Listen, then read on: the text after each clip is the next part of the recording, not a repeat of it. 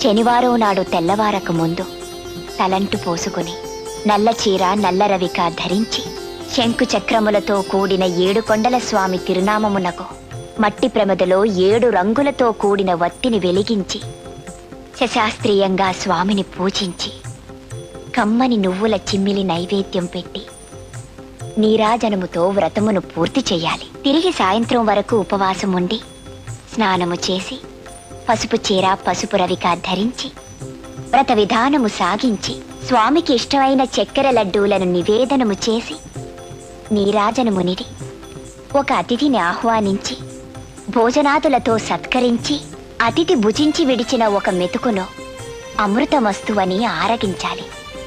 అప్పటికి ఆనాటి శనివార వ్రతం పూర్తవుతుంది. ఈ విధంగా 7 శనివారములు వ్రతమును చేసినచో ఉద్దేశించిన సత్ఫలమును పొందగలరు.